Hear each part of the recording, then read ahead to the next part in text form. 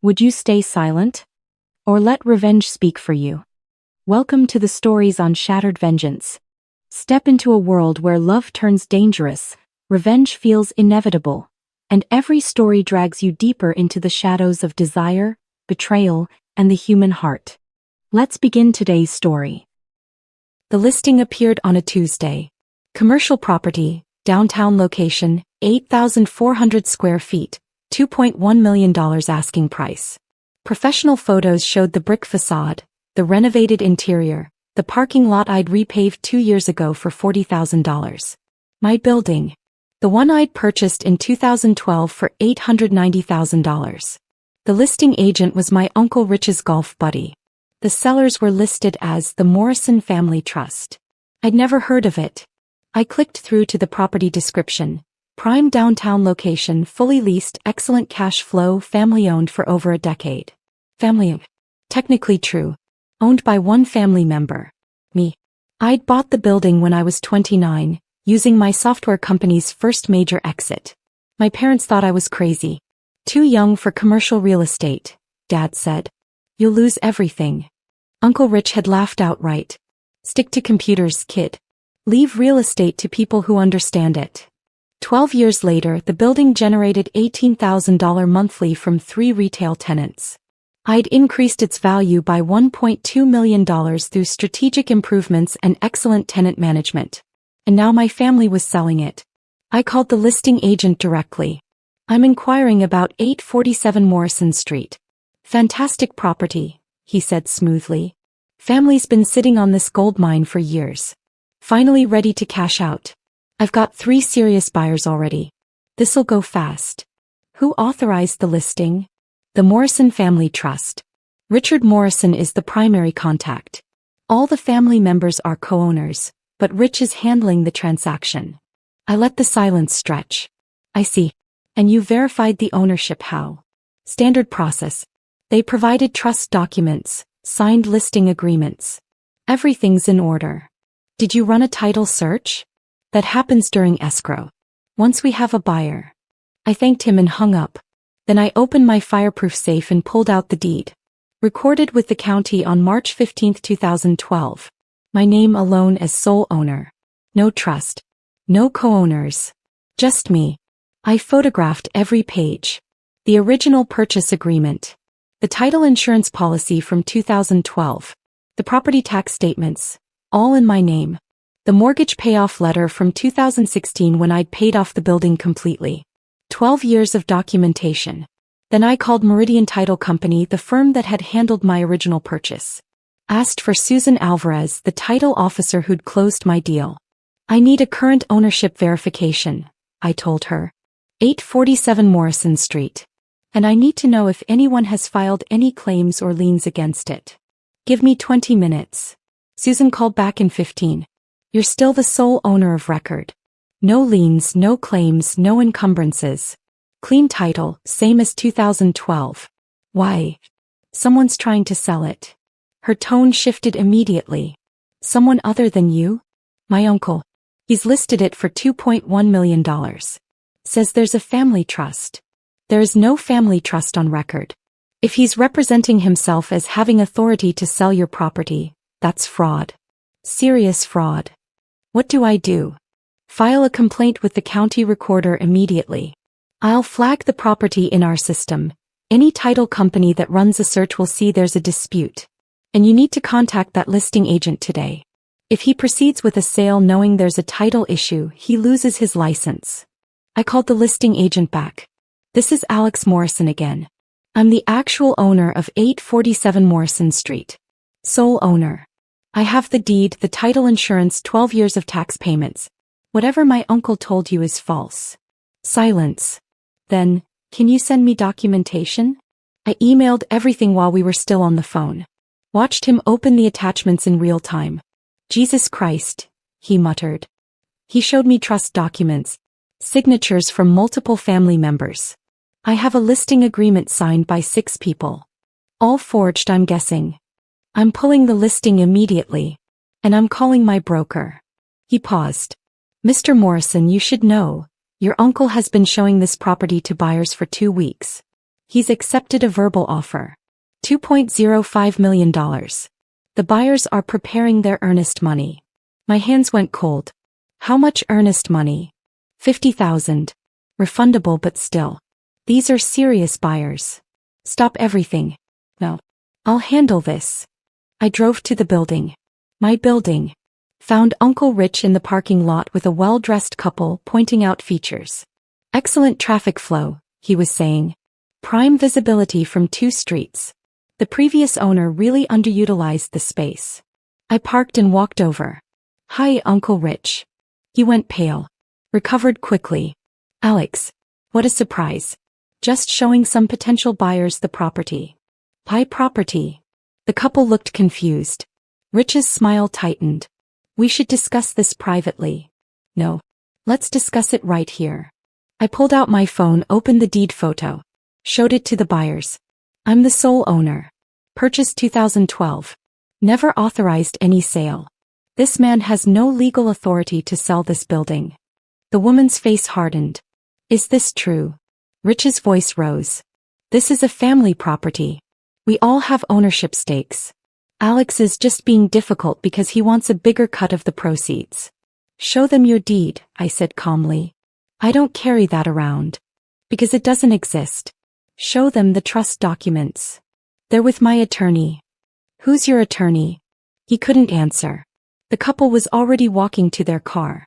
Rich waited until they drove away. Then he grabbed my arm. Do you know what you just did? They were offering $2.05 million. Above asking. We could have split that 6 ways. Instead, you've got this building sitting here barely making you anything.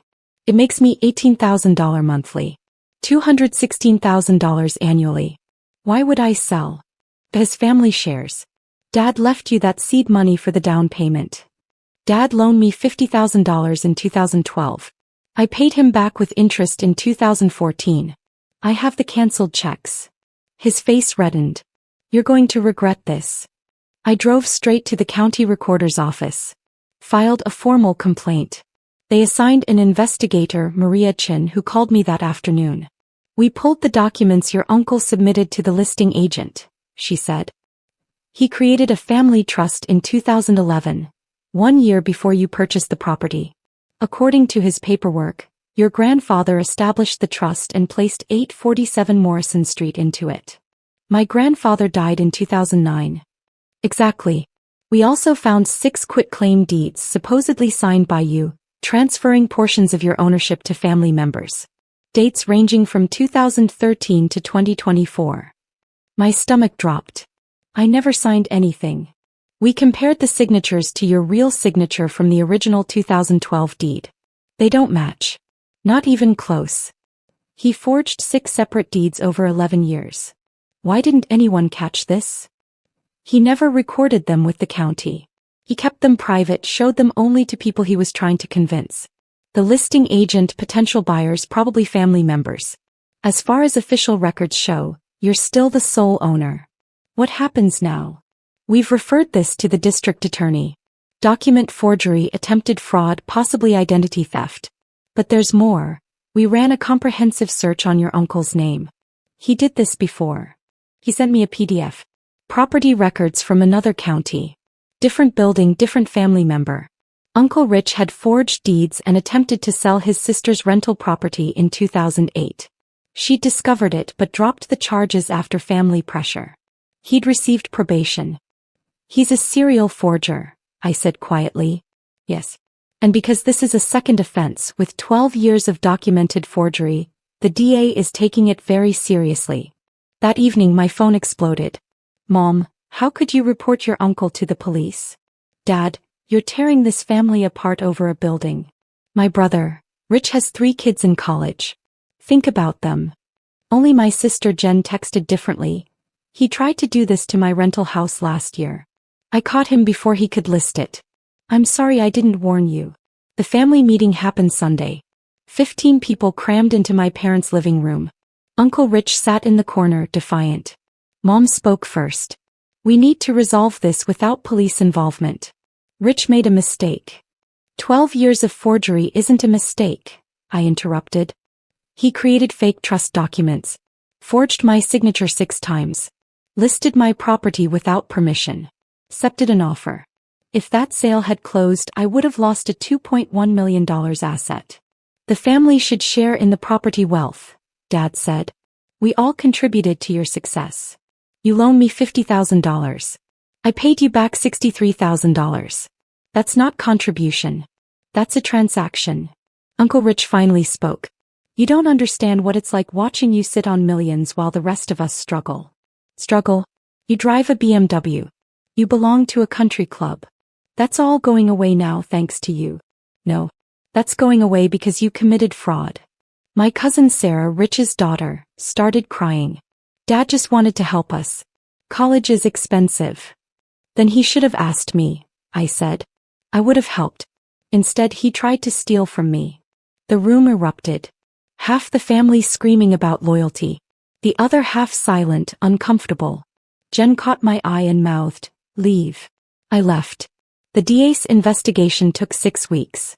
They interviewed the listing agent, the potential buyers, the family members who supposedly signed the quitclaim deeds.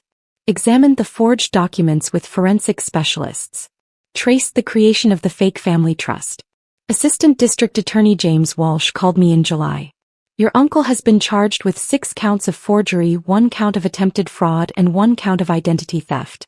Given his prior conviction, he's looking at mandatory prison time if convicted. What's he saying? That he genuinely believed there was a family trust. That his father, your grandfather, told him about it before he died. That the documents were real. His father died 3 years before the trust was supposedly created. We know. We showed him the death certificate. He couldn't explain it. Walsh paused. We're offering a deal. Plea to 3 counts of forgery, 2 years in prison, 5 years probation after release, full restitution for your legal fees and lost rental income during this mess, and a permanent restraining order preventing him from any involvement with your property. Will he take it? His attorney is advising him to. The alternative is a trial where we prove 12 years of systematic fraud. He'd get 5 to 7 years. Uncle Rich accepted the plea deal in August. The sentencing hearing was brief. The judge reviewed the evidence, the prior conviction, the calculated nature of the forgery. Mr. Morrison, you didn't make one mistake, the judge said. You made 6 spread over more than a decade. You exploited family trust to commit systematic fraud. 2 years in state prison, 5 years probation, $47,000 restitution to your nephew. Rich looked at me as they led him away. No apology. Just cold fury. The family fractured completely. Dad stopped speaking to me. Mom called occasionally, always about forgiveness and second chances. My siblings split. Jen and my brother Mike supported me. The others sided with Rich. 3 months later, I received a letter from the title company. They'd completed a comprehensive forensic search of my property's history. Found additional forged documents Rich had created but never used. Quitclaim deeds giving him power of attorney. Fake refinancing paperwork. A forged will from my grandfather leaving the building to all grandchildren equally. 12 years of fraud. Systematic. Calculated. Professional. I refinanced the building in October. Used the cash out to buy a second commercial property in a different county. Put that one in an LLC with Jen as backup. Changed all my passwords. Added alerts to my credit reports. Hired a property attorney on retainer. Uncle Rich will be released in 2 years. I've already filed for a permanent restraining order. He can't come within 500 feet of me or any property I own. Can't contact me directly or through family members. Can't access public records with my name. The building is still generating $18,000 monthly. I raised the rent last quarter. Improved the parking lot lighting. Added security cameras. Every month I get a restitution payment. $1,958.33 for 24 months. His prison wages, garnished automatically. It goes into the property maintenance fund. His fraud, quite literally funding the building's improvements. The family thinks I'm vindictive. The nephew who sent his uncle to prison over a building. The son who chose property over blood. But I didn't choose property over family. I chose protection over exploitation. He had 12 years to ask for help. He chose forgery instead. The building is mine. The deed says so. The title company confirms it. The court agrees. And now, finally, so does everyone else.